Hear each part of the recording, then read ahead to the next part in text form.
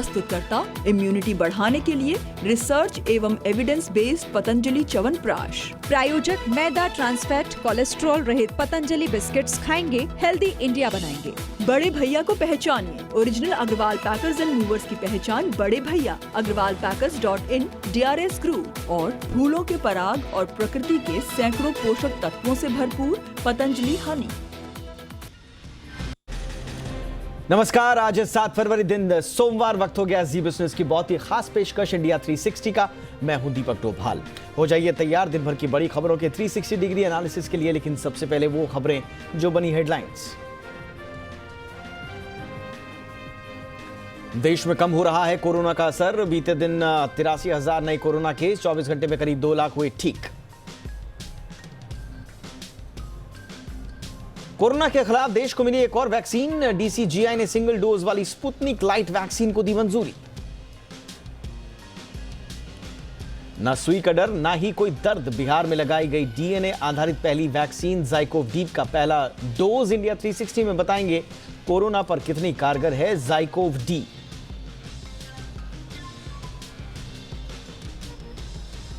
Delhi, UP समेत कई राज्यों में आज से खुले स्कूल, लेकिन स्कूलों की मनमानी से बच्चों की पढ़ाई में हो रही है दिक्कत। इंडिया 360 में बताएंगे स्कूल ओपन तो फिर किस बात की टेंशन।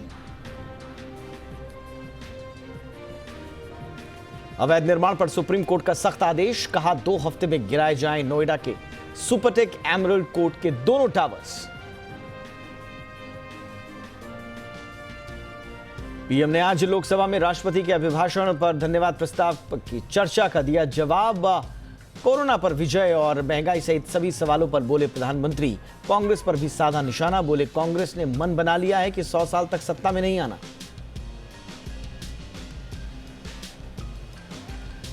राहुल गांधी की सुरक्षा में चूक। चलती गाड़ी में कार्यकर्ता ने फेंका झंडा, राहुल के चेहरे पर लगा। अब बीजेपी बोली चन्नी सरकार दे जवाब। खराब ग्लोबल संकेतों से टूटे घरेलू बाजार। निफ्टी 300 अंक गिरकर 17,200 के करीब बंद। सेंसेक्स 1,000 अंकों से ज्यादा लुढ़का। निजी बैंकों में बिकवाली से बैंक निफ्टी भी 800 पॉइंट फिसला।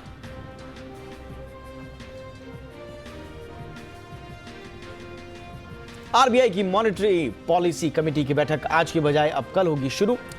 10 फरवरी को जारी होंगी क्रेडिट पॉलिसी।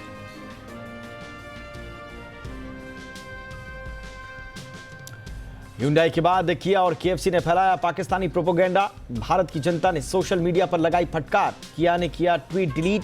Hyundai ने कहा हमें मंजूर नहीं। भारतीय बोले हमें इधर उधर की बात नहीं, सीधी माफी चाहिए।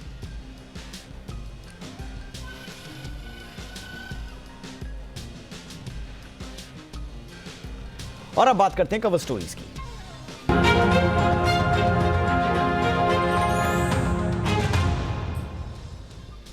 देश में कोरोना की तीसरी लहर कमजोर होती दिख रही है। 24 घंटे के भीतर देश में 83,876 नए संक्रमित मरीज मिले हैं।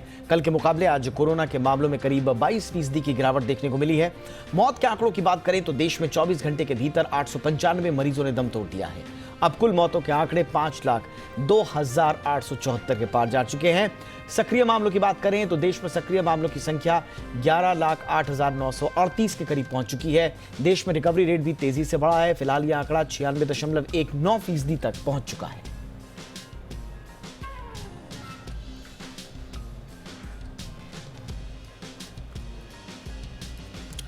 वहीं दुनिया में कोरोना की बात करें तो ज्यादातर देशों में कोरोना के मामलों में तेजी से गिरावट देखी जा रही है। अमेरिका में पिछले 24 घंटे के भीतर 60,554 नए मामले सामने आए हैं, जो एक दिन पहले 1,23,000 के ज्यादा थे। फ्रांस में भी कोरोना के मामलों में कमी आई है। यहां 24 घंटे के भीतर 1,55,000 नए केसेस मिली हैं। एक दिन पहले 2,14,000 के करीब यहां तादाद थी। इटली में कोरोना के मामलों में लगातार कमी है और 78,943 नए केसेस मिले हैं। एक दिन पहले ये आंकड़े 93,000 से ज्यादा थे। ब्राजील में भी कोरोना के नए मामलों में कमी है। 24 घंटे में 61,000 से ज्यादा। एक दिन पहले यह संख्या 1.5 लाख के पार थी। जापान में भी नए केसों में भारी गिरावट आई है। 24 घंटे के भीतर करीब 90,000 केस, एक दिन पहले 1 लाख से ज्यादा थे। ब्रिटेन में 50,000 के आसपास अब पहुंच चुकी है। एक दिन पहले यह 60,000 के करीब मामलों की संख्या थी। क्या आप या आपके आसपास कोई रहने वाला व्यक्ति सुई के डर से वैक्सीन लगवाने से बच रहा है? अगर हाँ, तो आपके इस डर को दूर करने के लिए आ गई है नीडल फ्री वैक्सीन। जी हाँ, सुई रहित टीका। भारत में पहली डीएनए वैक्सीन है ये, जिसे ज़ाइकोव डी का पहला डोज बिहार में लगाया गया। दुनिया में पहला डीएनए वाली वैक्सीन जो है वो भारत में लग रही है। ज़ाइकोव डी की ये नीडल फ्री वैक्सीन आपको न सिर्फ कोरोना से बचाएगी, बल्कि सुई के डर से और दर्द से भी आपको निजात दिलाएगी। ज़ाइकोव डी की वैक्सीन की सारी खूबियां इस रिपोर्ट में देखिए।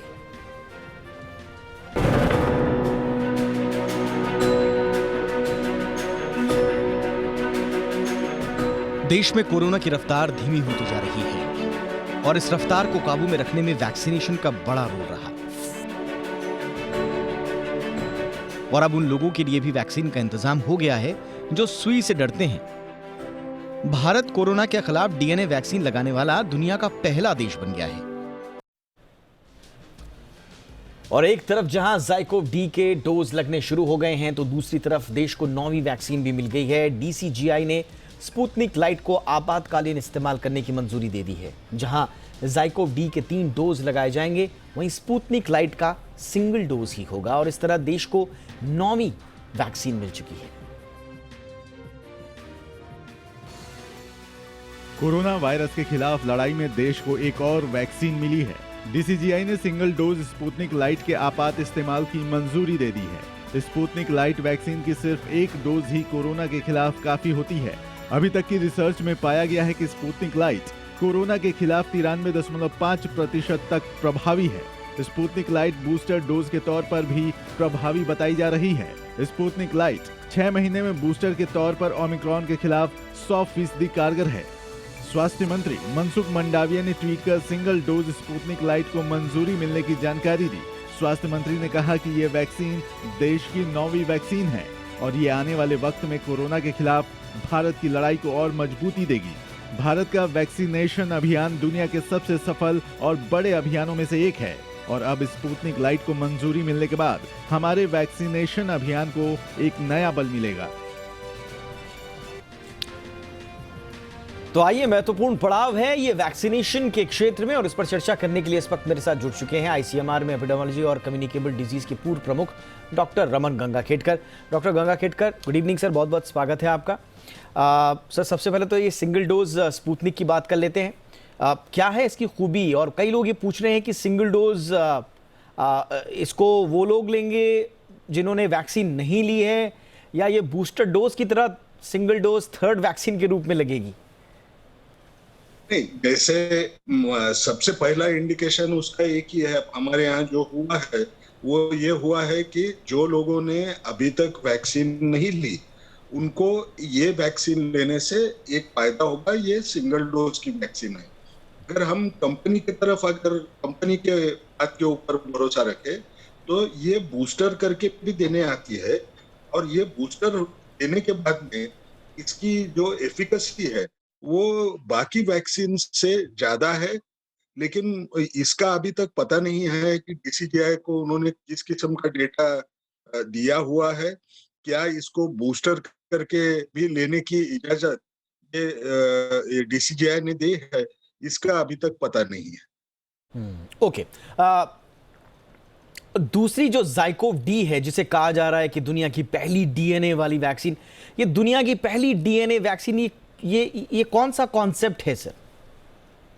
नहीं, देखिए, डीएनए वैक्सीन अभी तक कोई इस्तेमाल नहीं कर रहा था। डीएनए क्या होता है? डीएनए से हमको प्रोटीन अगर बनाना है, जैसे हमने कोविशील्ड में देखा, हमने आरएनए से प्रोटीन बनाया, वैसा डीएनए से आरएनए बनता है और आरएनए से प्रोटीन बनता है। तो स्पाइक प्रोटीन बनाने के लिए मैं आरएनए का भी इस्तेमाल कर सकता हूँ, डीएनए का भी इस्तेमाल कर सकता हूँ। डीएनए वाला जो हिसाब था, उसमें एक बड़ा प्रॉब्लम रहता था कि डीएनए वैक्सीन देने के बाद में उसकी इम्यूनोजेनेसिटी, यानी उसको, उससे प्रतिकार शक्ति को जागरूक करने की ताकत ये कम हुआ करती थी। इसका एक इलाज इस वैक्सीन ने निकाला कि उसकी एफिकेसी अगर सुधारना है, तो जो हम देने वाले हैं वैक्सीन, तो डायरेक्ट हमारे पेशियों के अंदर जाए। उसके लिए उन्होंने नई टेक्नोलॉजी का इस्तेमाल किया, जिसको जेट इंजेक्शंस करके जो जाना जाता है, ये जेट के इफेक्ट से वो डायरेक्ट पेशी के अंदर जाती है और उससे जो उसकी एफिकेसी है वो हमको ज्यादा मिल रही है, वो तकरीबन 66% मिल रही है। ऐसे अगर देखा जाए तो वो भी स्पाइक प्रोटीन बनाएगी। ये mRNA वाली जो वैक्सीन होती है ये भी स्पाइक प्रोटीन बनाती है। मैंने शायद एक गलती की, कोविशील्ड का जो बोल रहा था वो mRNA वाली वैक्सीन वो गलत था। कोविशील्ड में वही डीएनए का हिस्सा एडिनो वायरस के वेक्टर में डाल के उसको स्पाइक प्रोटीन बनाने के लिए किया वाला था, लेकिन ये अलग अलग ढंग से वो स्पाइक प्रोटीन ही बनाते हैं। अच्छा। डीएनए वाला जो हिस्सा है इसमें कोई वेक्टर नहीं है, वो डायरेक्ट वो सेल के अंदर जाके स्पाइक प्रोटीन बनाएगा। अच्छा, इसीलिए कहते हैं कि इसमें सुई नहीं होगी और इसमें दर्द भी नहीं सुई होगा। नहीं, हाँ, क्योंकि सुई अगर देते थे तो वो जो डीएनए हम देते हैं इंजेक्शन से वो डिग्रेड हो जाता है, यानी वो उतना अब उसको कैसे सादी भाषा में कैसे बोले, डिग्रेड यानी वो टूटा नहीं। अच्छा। उसका काम जो करना है वो करने में उसको आसानी होती नहीं है। तो इसलिए ये जेट से अंदर डाला हुआ है। पर इसकी 3 डोज देनी होंगी सर? इसके ज़ायकोव डी के आपको 3 डोज देना पड़ेगा, क्योंकि अभी भी उनके 2 डोज की जो ट्रायल है वो जो चल रही है उसका अभी तक हमको पता नहीं है। इसलिए शुरुआती दौर में उन्होंने जो बनाया 28 दिन को दूसरा डोज और 56 दिन होने के बाद में तीसरा डोज, इसी प्रकार से लेना पड़ेगा। अच्छा सर, इसको ज़ायकोव को मंजूरी हम क्या ये माने, क्योंकि ये 12 साल से ऊपर के लोगों को दी जा सकती है, तो क्या अब हम माने कि जो 15 to 18 का ब्रैकेट बच्चों के लिए था वो कम होके अब 12 to 15 भी हो जाएगा? उसके लिए तो अभी एंटेगी ने वो अप्रूव नहीं किया है। अच्छा। अभी जो एंटेगी की जो रिकमेंडेशन जो सरकार ने मान ली है वो 15 से 18 वाले ग्रुप की है। अब जब वो 12 से 15 को भी अगर कंसिडर करेंगे तो उसके बाद में हम 12 से 15 में भी दे पाएंगे। ओके। अच्छा, ज़ायकोव डी पर और जानकारी के लिए आप एक रिपोर्ट देख लीजिए, फिर डॉक्टर साहब के साथ हम चर्चा आगे बढ़ाएंगे।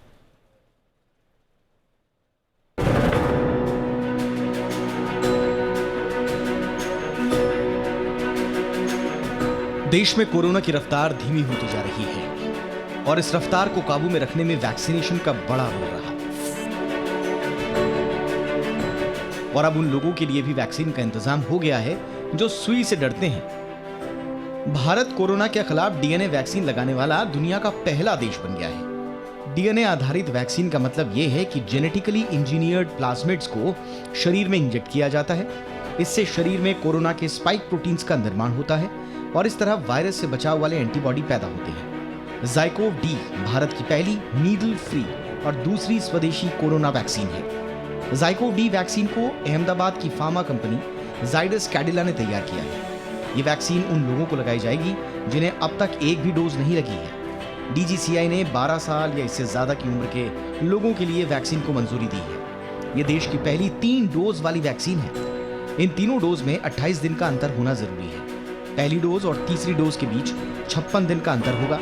ज़ायकोव डी की कीमत 265 रुपए तय की गई है, लेकिन इसे लगाने के लिए 93 रुपए की कीमत वाला जेट एप्लीकेटर खरीदना जरूरी है। इसलिए एक डोज की कुल कीमत 358 रुपए पड़ेगी। अब सवाल ये उठता है कि ये वैक्सीन बिना सुई के कैसे लगेगी। दरअसल इस वैक्सीन को जेट एप्लीकेटर या इंजेक्टर के जरिए लगाया जाएगा। मतलब वैक्सीन को हाई प्रेशर से स्किन में इंजेक्ट किया जाएगा। इंजेक्टर में स्प्रिंग होते हैं जिनसे वैक्सीन की निश्चित मात्रा को शरीर में डाला जाता है। इसके जरिए 1 सेकंड के 10वें हिस्से में स्किन को भेदकर वैक्सीन शरीर में जाती है। ये इंजेक्टर स्टेपलर के आकार का होता है। इसके जरिए वैक्सीन की 0.1 मिलीलीटर खुराक दी जाती है। इस वैक्सीन का सबसे अनोखा फायदा यह है कि इसे लगवाने वालों को दर्द ना के बराबर होता है, बस थोड़ा दबाव जरूर महसूस हो सकता है। दूसरा फायदा यह है कि इससे इन्फेक्शन फैलने का खतरा बाकी वैक्सीन की तुलना में कम हो जाता है। ज़ायकोव डी वैक्सीन को पूरी तरह से भारत में तैयार किया गया है। कंपनी के मुताबिक उसने इन वैक्सीन को 28,000 वॉलंटियर्स पर टेस्ट किया है। टेस्ट के नतीजों के आधार पर कंपनी का दावा है कि यह वैक्सीन 66.60% असरदार है। भारत सरकार ने इस साल की शुरुआत में ही इसे इमरजेंसी इस्तेमाल के लिए मंजूरी दे दी थी। ब्यूरो रिपोर्ट, जी मीडिया। डॉक्टर गंगा खेडकर हमारे साथ जुड़े हुए हैं। अच्छा, अब स्पुतनिक की परमिशन के बाद सर टोटल अब 9 वैक्सीन हो गई हैं। आज लोकसभा में प्रधानमंत्री नरेंद्र मोदी ने जो डेटा रखा वो 80% डबल डोज वाले लोगों का रखा है, यानी कि फुली वैक्सीनेटेड हो गए हैं।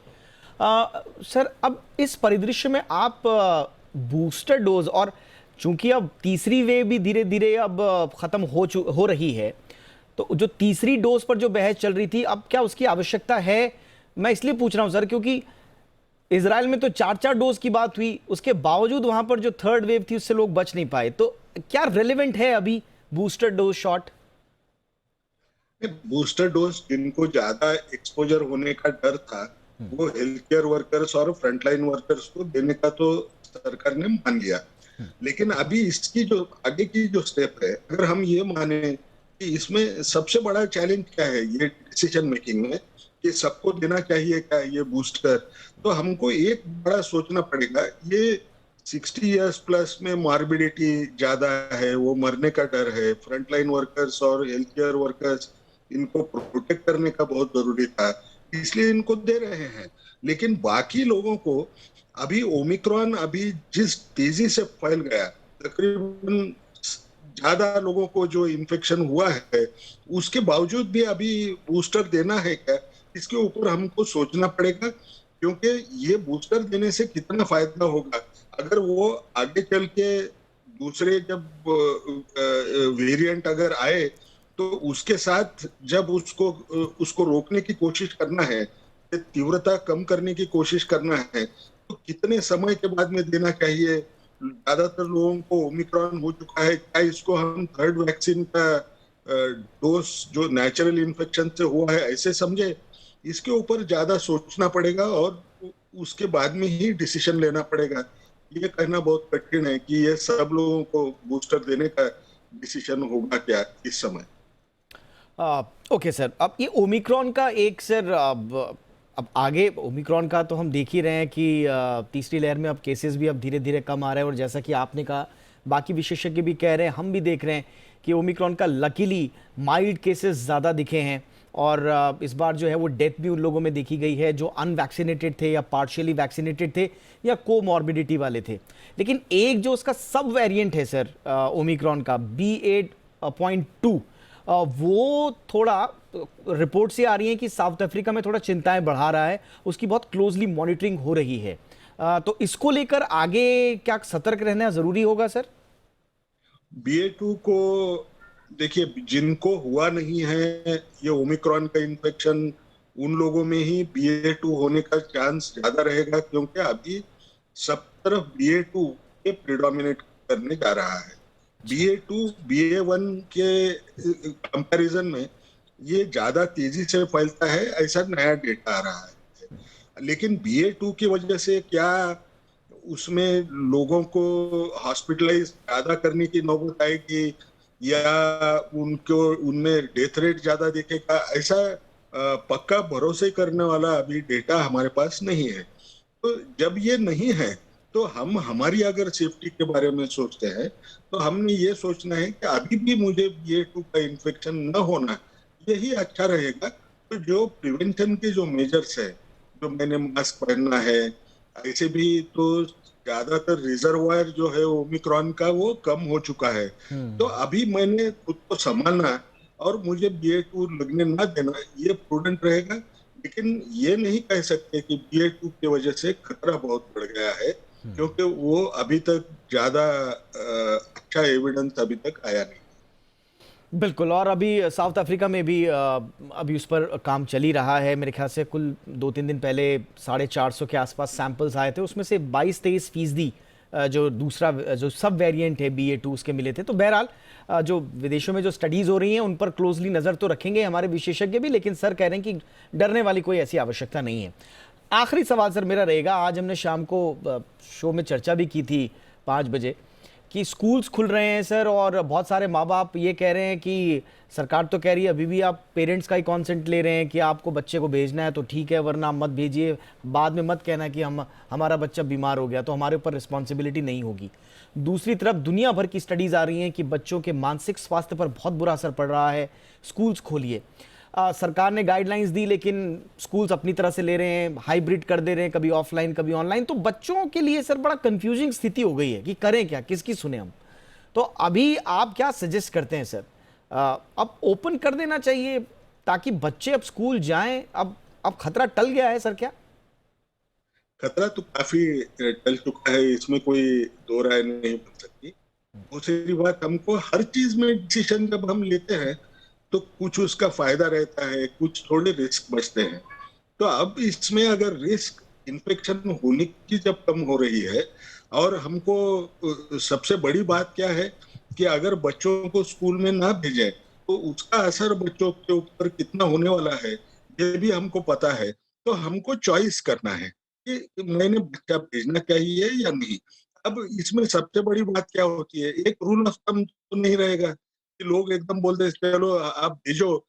एक तो शुरुआती दौर में तो भी सरकार ऐसे ही बोलती है, जो बोल रही है कि आप चॉइस करो, आपको दोनों चॉइसेस ओपन है, लेकिन स्कूल में जाना ये हमको ऐसे लगता है कि अच्छा है इस वक्त।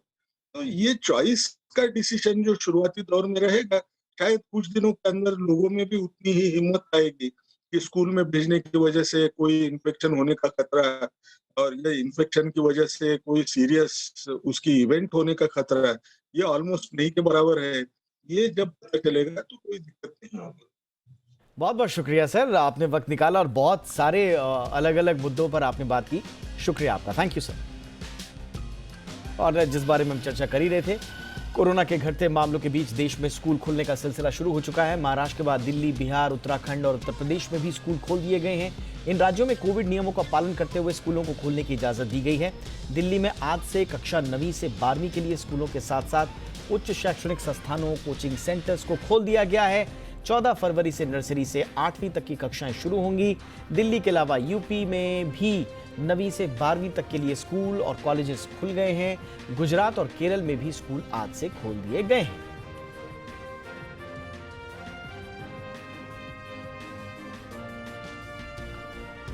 तो करीब सवा महीने बाद आप कह सकते हैं कि दिल्ली में स्कूलों में आज से पढ़ाई शुरू हो गई है। पहले दिन स्कूलों में कैसा माहौल रहा, ये इसका जायजा लेने पहुंचे हमारे संवाददाता वैभव परमार। राजधानी दिल्ली में कोरोना के मामले कम होते ही एक बार फिर से करीब 1 महीने बाद स्कूलों को खोल दिया गया है। इस वक्त हम दिल्ली कैंट के सर्वोदय कन्या विद्यालय में मौजूद हैं और देखिए किस तरीके से 100% क्षमता के साथ बच्चों को स्कूल बुलाया गया है। हालांकि फिलहाल जो है स्कूल जो है दिल्ली में 9वीं से कक्षा 12वीं तक ही खुलेंगे और आपको बता दें कि 14 फरवरी के बाद ये फैसला डीडीए ले सकता है कि किस तरीके से नर्सरी से 8वीं तक के बच्चों को बुलाया जा सकता है। कुछ बच्चे हैं, उनसे बात करते हैं। आपका नाम क्या है? अनीशा। अनीशा जी, बहुत टाइम बाद स्कूल खुल रहे हैं, कैसा लग रहा है? बहुत अच्छा लग रहा है, काफ़ी अच्छा लग रहा है। एक परमिशन लेने के लिए कहा गया था कि परमिशन आप पेरेंट्स से लेकर ही स्कूल आ सकते हैं, तो क्या वो आप परमिशन लेके आए हैं? हाँ जी, वो मैम ने बोला कि ज़रूरी है कि पेरेंट्स से परमिशन लेके ही आना है, तभी एंट्री होगी। ऑनलाइन क्लासेस में दिक्कतें हो रही हैं?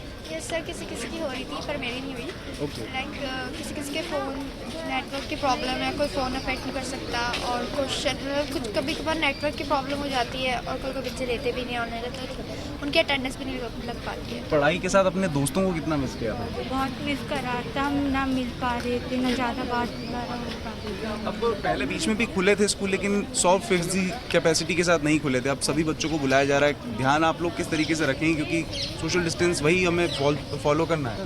सबकी मतलब अपने अपना सैनिटाइजर लाएंगे और बोतल लाएंगे और टिफिन लाएंगे अलग अलग, और पूरी सोशल डिस्टेंसिंग से काम करेंगे। पूरी सोशल डिस्टेंसिंग के साथ जो है बच्चे स्कूलों में आ रहे हैं और कह रहे हैं कि उन्हें हालांकि प्रोटोकॉल्स का पालन करना, और इस तरीके से लाइन बनाकर ये जो है स्कूल्स के अंदर एंट्री ले रहे हैं। और अगर मैं आपको पीछे मेन गेट की जो तस्वीरें हैं वो बताऊं तो वहाँ जो है स्कूल के जो कर्मचारी हैं वो यहाँ पर बच्चों के हाथों को सैनिटाइज भी कर रहे हैं और सोशल डिस्टेंस बनाकर स्कूलों में एंट्री दी जा रही है बच्चों को। और चूंकि काफ़ी समय से जो अभिभावक हैं वो भी इंतज़ार कर रहे थे कि कब बच्चों के स्कूल्स खुलेंगे और कब बच्चे अपनी पढ़ाई को फिर से शुरू कर सकेंगे। हालांकि आपको बता दें कि फ़िलहाल ऑनलाइन और ऑफलाइन दोनों ही मोड में कक्षाएं जारी रहेंगी, लेकिन एक बड़ी राहत उन अभिभावकों और उन बच्चों के लिए जो काफ़ी समय से इंतज़ार कर रहे थे कि उनके बच्चों के स्कूल्स खुल जाएँ।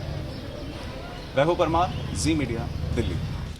अच्छा, अब कुछ स्कूल्स तो खुल गए हैं, सरकार की गाइडलाइंस भी आ चुकी है, लेकिन इसके बावजूद कई स्कूल्स अभी खुलने में आनाकानी कर रहे हैं। कई स्कूल तो सरकारी गाइडलाइंस की आड़ में अपने अलग ही कानून बना रहे हैं। कुछ हफ्ते में 2 से 3 दिन ऑफलाइन चला रहे हैं, कह रहे हैं कि हम हाइब्रिड मॉडल पे ही रहेंगे। कई जगह स्कूल रीओपन होने के बाद भी स्कूल बसें नहीं चल रही हैं। आधे अधूरे तरीके से कुल मिला के स्कूल खोलने से बच्चों की पढ़ाई प्रभावित हो रही है। कितना प्रभाव पड़ रहा है, इस रिपोर्ट के जरिए देखिए।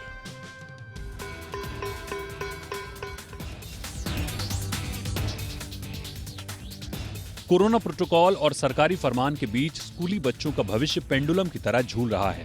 करीब 2 साल से कोरोना की मार से बच्चों की एजुकेशनल और फिजिकल एक्टिविटीज पर बुरा असर पड़ा है। पढ़ाई की दुनिया इंटरनेट की दुनिया में तब्दील होती जा रही है। इसके बावजूद कि जब कोरोना कमजोर पड़ चुका है, राज्य सरकारें स्कूलों को 100% कैपेसिटी के साथ खोलने में हिचक दिखा रही हैं। पहले अलग अलग राज्यों के फरमानों पर नजर डालते हैं। दिल्ली में 9 से 12वीं क्लास तक के स्कूल खोल दिए गए हैं, लेकिन नर्सरी से लेकर 8वीं तक के बच्चों के स्कूल 14 फरवरी से खुलेंगे। बिहार की बात करें तो यहां 8वीं तक के स्कूल 50% कैपेसिटी के साथ खोल दिए गए हैं, जबकि 9वीं से 12वीं तक के स्कूल फुल कैपेसिटी के साथ खोले गए हैं। पंजाब में भी 6वीं से ऊपर के स्कूल खोल दिए गए हैं, जबकि 5वीं तक के स्कूल अगले आदेश तक बंद रहेंगे। वहीं राजस्थान में भी 10वीं से 12वीं तक के स्कूल खुल गए हैं और 6वीं से 9वीं तक के स्कूल 10 फरवरी से खुलेंगे। वहीं यूपी में 9वीं से 12वीं तक के स्कूल खोल दिए गए हैं, लेकिन नीचे के क्लासेस की पढ़ाई अभी ऑफलाइन नहीं हुई है। समझते हैं कि आखिर फुल स्विंग में स्कूल नहीं चलाने से क्या नुकसान है।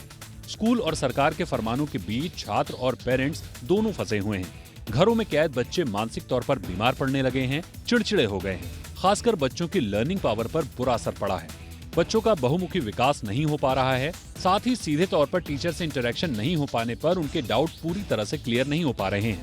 वहीं दिल्ली और महाराष्ट्र जैसे राज्यों में जहां अधिकांश बच्चे स्कूल बस से जाते हैं, वहां स्कूल बसें अभी भी नहीं चल रही हैं। ये भी क्लासेस के सूनेपन की वजह है। सवाल उठता है कि आखिर सारी पाबंदी स्कूलों पर ही क्यों, जब सरकारों ने बाकी पाबंदियों को करीब करीब हटा लिया है। यही नहीं, सरकारी आदेशों में कंफ्यूजन के कारण कई इलाकों में स्कूल भी मनमानी कर रहे हैं। स्कूल पूरी तरह से ऑफलाइन क्लासों में भी कोताही कर रहे हैं, जिससे बच्चे और अभिभावक अधर में हैं। जबकि अब तो बच्चों का वैक्सीनेशन भी शुरू हो चुका है, साथ ही वो अपने पेरेंट्स के साथ मॉल और सिनेमा घर जा सकते हैं, तो फिर स्कूल क्यों नहीं। ब्यूरो रिपोर्ट, जी मीडिया। एक छोटा सा ब्रेक लेते हैं, लेकिन ब्रेक के उस पार आपको बताएंगे कि ओला उबर पर लगाम कसने के लिए दिल्ली कौन से नियम ला रही है। देखते रहिए इंडिया 360।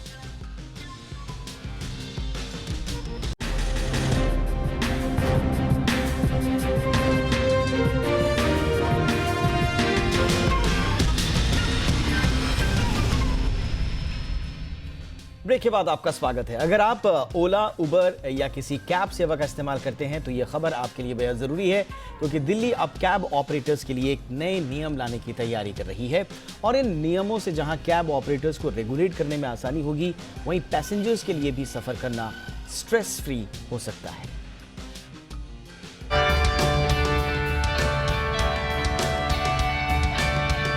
अगर आप कैब ऑपरेटर्स की मनमानी से परेशान हैं या बुकिंग के घंटों बाद भी आप तक कैब नहीं पहुंच पाती और संपर्क करने के लिए कस्टमर केयर का फोन नहीं लगता, तो ये परेशानी अब ज्यादा दिनों तक नहीं चलेगी। सरकार जल्द ही कैब ऑपरेटर्स को लेकर नया नियम बनाने जा रही है। आप सीधे कैब ड्राइवर्स की मनमानी की शिकायत बड़ी आसानी से कर पाएंगे। जी हाँ, ठीक सुना आपने। नए नियम के तहत कैब ऑपरेटर्स को 24 घंटे कस्टमर केयर की सेवा हिंदी और अंग्रेजी दोनों भाषाओं में देनी होगी। इसे लेकर दिल्ली में एग्रीगेटर स्कीम का मसौदा तैयार किया गया है। इसके तहत 50 से ज्यादा कारों का बेड़ा रखकर ऐप के जरिए ऑनलाइन टैक्सी, मोटरसाइकिल या 3 व्हीलर सेवा देने वालों को लाइसेंस लेना अनिवार्य होगा। साथ ही कई शर्तों का पालन भी करना होगा। नए नियमों के तहत अब सभी कैब ऑपरेटर्स को भारतीय कानून के अनुसार ढलना होगा। इसके साथ ही सभी कारों की ट्रैकिंग करना भी अनिवार्य होगा। फिलहाल इस नए नियम को सिर्फ दिल्ली में लागू करने की योजना है, और अगर ये नियम सफल हुए तो अन्य राज्यों में भी इस तरह के नियम लागू किए जा सकते हैं। दिल्ली में ओला और उबर के करीब 2 लाख से ज्यादा ड्राइवर्स हैं। ऐसे में इस नई स्कीम को लागू करना एक चुनौती भी होगा। हालांकि इस योजना को लागू करने से पहले सरकार ने सभी कैब से जुड़े तमाम ऑपरेटर्स को अपनी आपत्ति दर्ज कराने का समय भी दिया है। नए नियम को लेकर अब कैब ऑपरेटर्स 18 फरवरी तक अपनी राय या आपत्ति दर्ज करा सकते हैं। इस नए नियम का पालन नहीं करने पर जुर्माने का भी प्रस्ताव है। इस नए नियम के तहत 3 महीने में एग्रीगेटर ने लाइसेंस नहीं लिया तो कैब संचालकों को प्रति वाहन 25,000 रुपए तक का जुर्माना चुकाना होगा। यही नहीं, अधिसूचना जारी होने के 100 दिन पूरे होने पर भी अगर लाइसेंस नहीं लिया तो 500 रुपए प्रतिदिन के हिसाब से जुर्माना देना होगा। इस नए नियम में पर्यावरण का भी ध्यान रखा गया है। इसके तहत 2 पहिया कैब ऑपरेटर्स को 6 महीने के भीतर 10% वाहनों को इलेक्ट्रिक वाहनों में बदलना होगा। वहीं 1 साल के भीतर 25%, जबकि 2 साल के भीतर 50% वाहनों को ईवी में बदलना होगा। कारों के लिए भी इसी तरह के नियम होंगे। 6 महीने में 5%, 1 साल में 15%, 2 साल में 25% वाहनों को इलेक्ट्रिक वाहनों में बदलना जरूरी होगा। अगर इन नियमों का पालन नहीं किया गया तो प्रति वाहन रोज के हिसाब से 1,000 का जुर्माना वसूला जाएगा। हालांकि ये गाइडलाइंस कैब ऑपरेटर से चर्चा के बाद ही लागू होंगी। ब्यूरो रिपोर्ट, जी मीडिया। प्रधानमंत्री नरेंद्र मोदी ने आज लोकसभा में राष्ट्रपति के अभिभाषण पर धन्यवाद प्रस्ताव के दौरान जो चर्चा हुई उसका जवाब दिया और इस दौरान उन्होंने कहा कि कोरोना काल में दुनिया नई व्यवस्थाओं की तरफ बहुत तेजी से आगे बढ़ी। उन्होंने कहा कि ये एक ऐसा टर्निंग पॉइंट रहा जो हम लोगों को एक भारत के रूप में इस अवसर को गंवाना नहीं चाहिए। प्रधानमंत्री नरेंद्र मोदी ने कांग्रेस पर भी निशाना साधा। पीएम ने कहा कि आलोचना लोकतंत्र का आभूषण है, लेकिन अंध विरोध लोकतंत्र का अनादर भी है। आदरणीय अध्यक्ष जी, हम सब संस्कार से, स्वभाव से, व्यवस्था से लोकतंत्र के प्रतिबद्ध लोग हैं और आज से नहीं सदियों से है। लेकिन ये भी सही है, आलोचना ये जीवंत लोकतंत्र का एक आभूषण है, लेकिन अंध विरोध ये लोकतंत्र का अनादर है। सबका प्रयास, इस भावना से भारत ने जो कुछ हासिल किया है अच्छा होता, उसे खुले मन से स्वीकार किया गया होता, उसका स्वागत किया होता, उसका गौरवगान करते। बीते 2 सालों में 100 साल का सबसे बड़ा वैश्विक महामारी का संकट पूरी दुनिया की मानव जात झेल रही है। मेड इन इंडिया कोविड टीके, कोविड वैक्सीन दुनिया में सबसे प्रभावी है।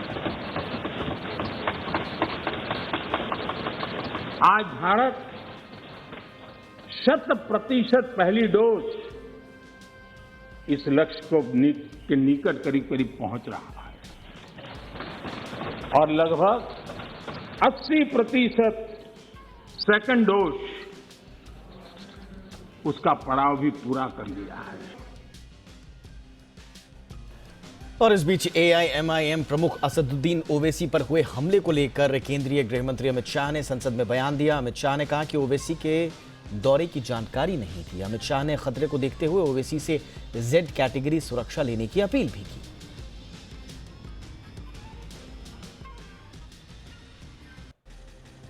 श्री ओवैसी का जनपद हापुड़ में पूर्व से कोई कार्यक्रम नियत नहीं था और न ही आवागमन के बारे में कोई पूर्व सूचना जिला नियंत्रण कक्ष को भेजी गई थी। उनका दिल्ली में बुलेट प्रूफ कार के साथ अखिल भारतीय स्तर पर केंद्रीय रिजर्व पुलिस बल की Z श्रेणी की सुरक्षा प्रदान की गई है। और आइए अब खबरें विधानसभा चुनाव से ले लेते हैं।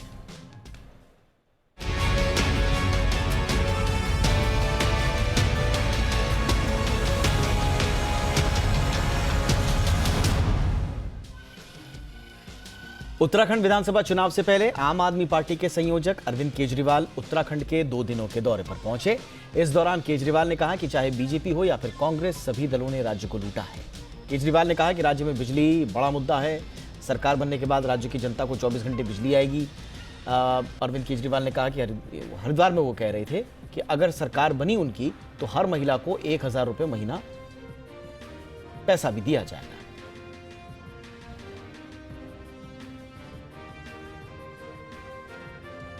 यूपी से खबर लेते हैं। उत्तर प्रदेश विधानसभा चुनाव में सिर्फ 3 दिन का वक्त बचा है। ऐसे में राजनीतिक दल लगातार प्रत्याशियों के नामों का ऐलान कर रहे हैं। समाजवादी पार्टी ने 7 चरणों में होने वाले उत्तर प्रदेश विधानसभा चुनाव के लिए 24 उम्मीदवारों की लिस्ट जारी की है।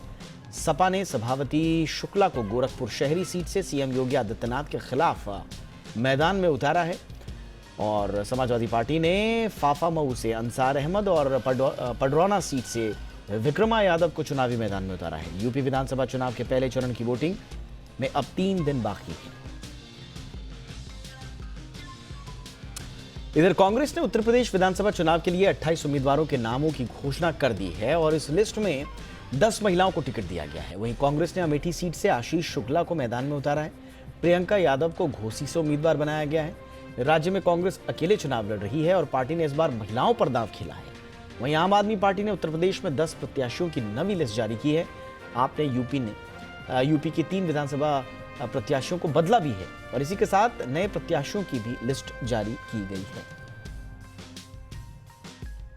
गोवा विधानसभा चुनाव से पहले प्रियंका गांधी वाड्रा सोमवार को गोवा पहुंची। यहां उन्होंने साउथ गोवा में नुवेम में एक कार्यक्रम को संबोधित किया। उन्होंने कहा कि ये चुनाव न केवल राजनीतिक दलों के लिए बल्कि गोवा के भविष्य के लिए भी महत्वपूर्ण है। ये राज्य संसाधनों, प्राकृतिक सौंदर्य और कौशल में समृद्ध है, लेकिन इसकी एक सबसे बड़ी समस्या भी है और वो है बेरोजगारी। आज देश में दूसरी सबसे ज्यादा बेरोजगारी गोवा में।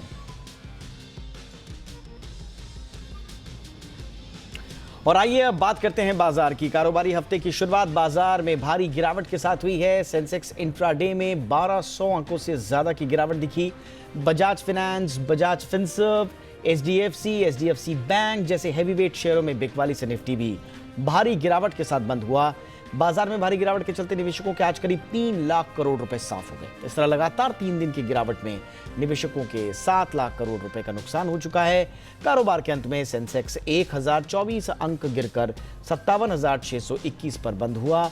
निफ्टी भी 303 अंक टूटकर 17,214 पर बंद हुआ। और मार्केट में आज कहां ज्यादा एक्शन देखने को मिला, किस तरह का एक्शन था, ये बताने के लिए जुड़ रहे हैं मेरे साथ मेरे सहयोगी आशीष चतुर्वेदी। आशीष, ओवर टू यू, बताइए आज दिन भर मार्केट का एक्शन।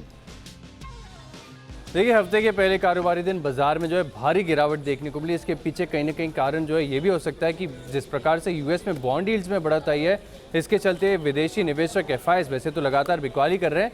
इसके बाद भी अगर आप देखें तो माना जा रहा है कि हो सकता है कि जो अमेरिकन बॉन्ड मार्केट्स है वो ज़्यादा अट्रैक्टिव नजर आए और भारतीय बाजारों में जो कंपनीज के रिजल्ट आ रहे हैं वो कामकाजी तौर पर हल्के अनुमान से कमज़ोर आ रहे हैं। इसका भी असर देखने को मिल रहा है। और आज के सत्र में अगर आप देखें तो निफ्टी ने जो है बजट के दिन पर जो लो लगे थे उसे तोड़ा और दिन के दौरान जो है 300 से ज़्यादा अंकों की गिरावट यहाँ पर देखने को मिली। निफ्टी बैंक में अगर आप देखें तो भारी भरकम 2% का कट देखने को मिला और जो कि वॉलेटिलिटी का सूचकांक होता है इंडिया विक्स, यहाँ पर देखें तो जोरदार 8% की तेज़ी देखने को मिली। लेकिन कैश मार्केट में ढेर सारे के ऐसे स्टॉक्स थे जहाँ पर बढ़िया तेज़ी आई। जीएनएफसी यहाँ पर नतीजे काफ़ी दमदार, इसका एक असर देखने को मिला। दिन के दौरान 15% तक की तेज़ी देखने को मिली। क्रेडिट एक्सेस ग्रामीण बहुत दिनों के बाद स्टॉक जो है रडार पर आए, यहाँ पर बढ़िया उछाल देखने को मिला और नतीजों के बाद प्रॉफिट बुकिंग देखने को मिली टोरेंट पार और उज्जीवन बैंक में। यहाँ पर देखें तो काफ़ी ज़्यादा दबाव देखने को मिला। बैंकिंग स्टॉक्स में अगर आप देखें तो बाजार की गिरावट के विपरीत कुछ सिलेक्टिव स्टॉक्स हैं जो अपनी स्ट्रेंथ दिखा रहे हैं। इनमें सबसे पहला नाम आता है bank of Baroda. Bank of India में भी हल्की खरीदारी देखने को मिली। कर्नाटका बैंक, फेडरल बैंक जैसे कुछ स्टॉक्स हैं, यहाँ पर माइनर गेन के साथ कारोबार देखने को मिला। एनबीएफसी स्टॉक्स में आज मुनाफा वसूली हावी रही। पूनावाला फिनकॉप है, इसके अलावा जो बजाज ट्विंस है, बजाज फाइनेंस, बजाज फिनसर्व, यहाँ पर गिरावट देखने को मिली। और देखिए वैसे तो डिफेंसिव तौर पर एफएमसीजी स्टॉक्स को माना जाता है, लेकिन आज गिरते बाजार में भी अगर आप देखें तो यहाँ पर भी आपको सेलिंग प्रेशर नजर आया। ब्रिटानिया है, एचयूएल, नेस्ले, तमाम एफएमसीजी कंपनीज में गिरावट देखने को मिली। कैपिटल गुड्स स्टॉक्स ने बजट के दौरान काफ़ी बढ़िया प्रदर्शन दिया था। आज यहाँ पर क्योंकि सीमेंस के नतीजे अनुमान से कमज़ोर थे, इसका एक असर देखने को मिला। सिर्फ एकमात्र मेटल स्टॉक्स ऐसे थे जहाँ पर अच्छी स्ट्रेंथ आपको नजर आई। रत्नामणि मेटल्स है, हिंदुस्तान कॉपर, वेदांता, हिंदुस्तान जिंक जैसे स्टॉक्स में जो है अच्छी खरीदारी रही। चलिए, और बाजार की चाल पर और बातचीत करने के लिए इस वक्त मेरे साथ खास मेहमान जुड़ चुके हैं। ट्रेड स्विफ्ट ब्रोकिंग के डायरेक्टर संदीप जैन जी। संदीप जी, बहुत बहुत स्वागत है। सर, कारोबारी हफ्ते के पहले दिन तो बाजार में भारी गिरावट रही है। अगर ये ग्लोबल बाजार की वजह से आई है सर गिरावट, तो क्या कल के लिए किस तरह की आप देखते हैं चाल मार्केट की? नहीं, ये तो क्लियर है कि बाजार में कॉशियस रहना चाहिए और जो एक इतना बड़ा इवेंट था, बजट था, उसके लेकर मार्केट्स में कुछ एक्साइटमेंट जरूर था बजट के पहले, और उस टाइम पे भी ग्लोबल मार्केट्स की वजह से मार्केट्स टूटे जरूर थे, और फिर लकीली बजट के 1-2 दिन पहले ग्लोबल मार्केट्स थोड़े ठीक थे, तो बजट में हम थोड़ा ठीक गए, और फिर बाद में बजट में भी थोड़ा सेंटिमेंट्स थोड़े इंप्रूव किए क्योंकि कैपेक्स पुश और जो इंफ्रा के ऊपर स्पेंडिंग और ये सब की बातें हुई। सो ओवरऑल एक पॉजिटिव माहौल था। बट जो फ्राइडे को क्लोजिंग आई और आज जो अच्छा खासा क्रैक आया मार्केट में, उससे मुझे लगता है कि कुछ ना कुछ ये है कि ऊपर का लेवल जो है 17,800 एक बहुत स्ट्रॉन्ग रेजिस्टेंस की तरह काम करेगा, 17,800, 18,000, और नीचे का लेवल जो है अब मुझे लगता है कि 17,000 के नीचे जाता तो एक ट्रेंड लाइन सपोर्ट भी है 16,900 के लगभग का, उसको तोड़ता तो 16,700, 750 जो 200 डेमा है मार्केट का, वहां पे जाके एक सपोर्ट ले ले तो ठीक है। बट अदरवाइज मुझे लगता है कि थोड़ा बेरिश सेंटिमेंट्स है, और आज सारे स्टॉक्स पीएसयूज के इतने अच्छे रिजल्ट्स या कई रिजल्ट्स अच्छे आने के बावजूद भी ऊपर के लेवल्स पे जब प्रॉफिट बुकिंग आई और एफएमसीजी और आईटी सब में ही दबाव था, और मुझे लगता है कि एफआईआई जिस तरीके से एचडीएफसी बैंक ट्विंस को बेच रहे हैं तो कहीं ना कहीं थोड़ा कॉशियस रहना जरूरी है। एंड मेरे हिसाब से बाय ऑन डिक्लाइंस में नहीं बोलूंगा कि बाय ऑन डिक्लाइंस करें, मार्केट्स का सेंटिमेंट देख के ही बात करेंगे, but it's time to be cautious. या बहुत बहुत शुक्रिया संदीप जी इस तमाम जानकारी के लिए आपका। आइए आगे बढ़ते हैं और कुछ अंतर्राष्ट्रीय खबरों का रुख कर लेते हैं। कनाडा की राजधानी ओटावा में ट्रक ड्राइवर्स का प्रदर्शन नियंत्रण से बाहर हो गया है। ये बात खुद ओटावा के मेयर ने कही है, और प्रदर्शन को देखते हुए शहर में इमरजेंसी लगा दी गई है। शहर को चारों ओर से ड्राइवर्स ने बंद किया हुआ है। प्रदर्शनकारी अनिवार्य कोविड-19 वैक्सीन और कोरोना वायरस प्रतिबंधों का विरोध कर रहे हैं। प्रदर्शनकारी सबसे पहले 29 जनवरी को ओटावा आए थे और यहां इन लोगों ने सड़क पर धरना देकर प्रदर्शन शुरू किया था, अपने टेंट तक लगा लिए थे।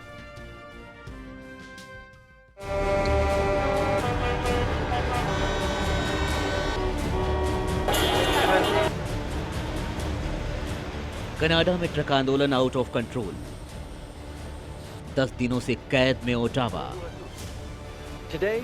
कब तक छिपे रहेंगे ट्रूडो?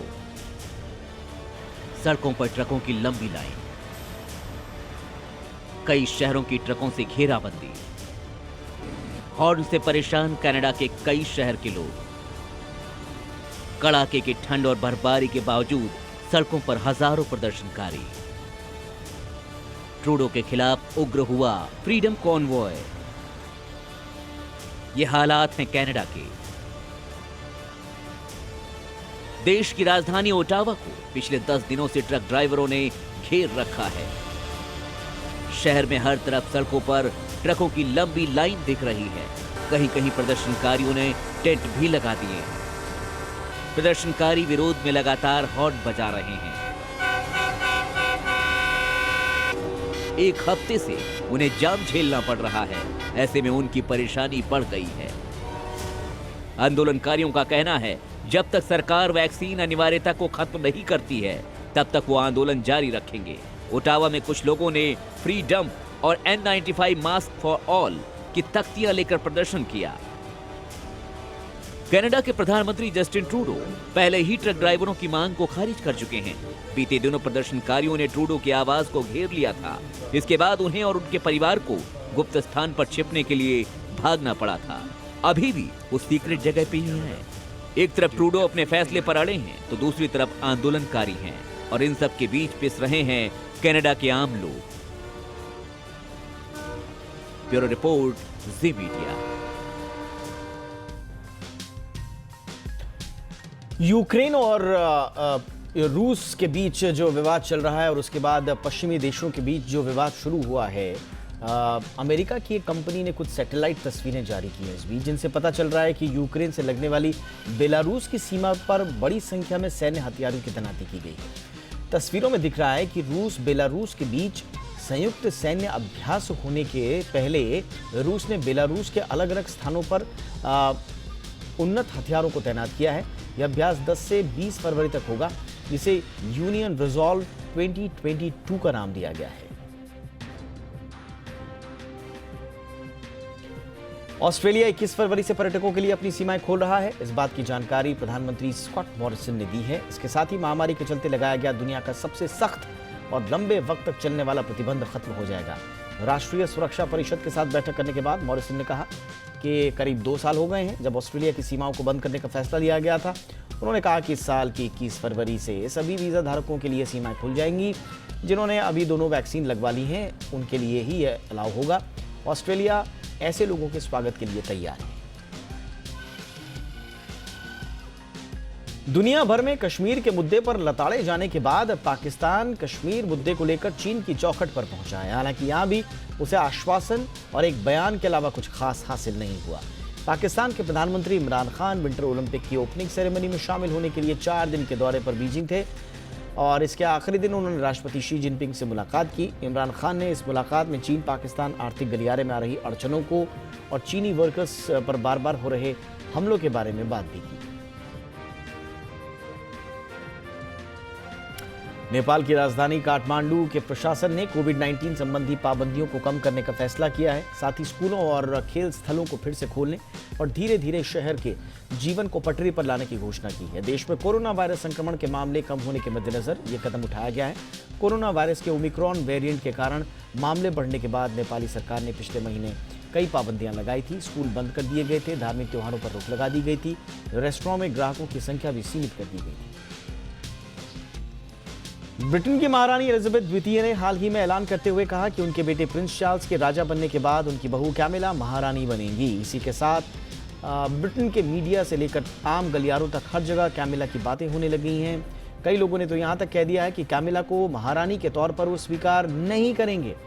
सोशल मीडिया पर लोग एलिजाबेथ द्वितीय के बयान से नाराज दिखाई दिए। सभी ने एक सुर में प्रिंसेस डायना को याद किया। बहुत ही कम लोग कैमिला के पक्ष में दिखाई दिए।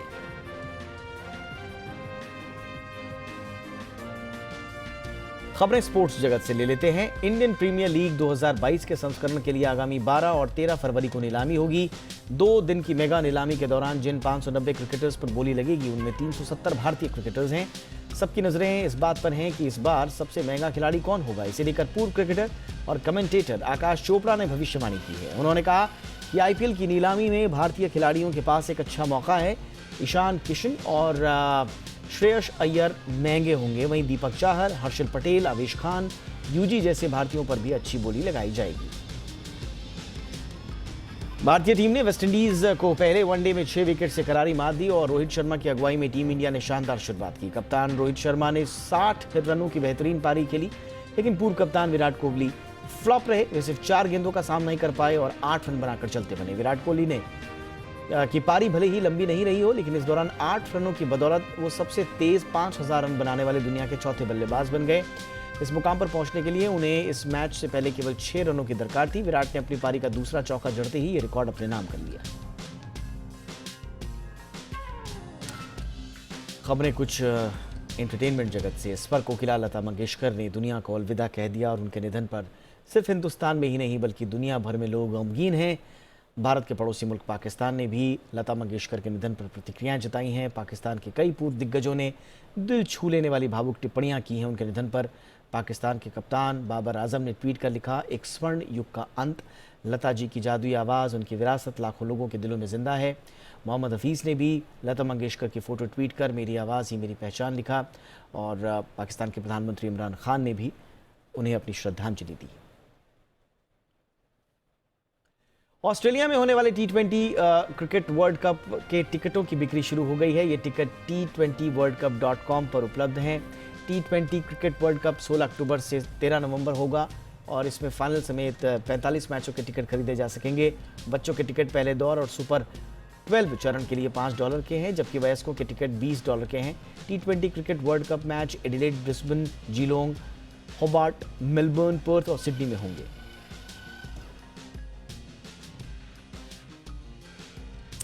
तो ये था आज का इंडिया 360। हैशटैग याद रखिए, #ZIndia360। कोई राय कोई सुझाव हो तो जरूर भेजें। नमस्कार।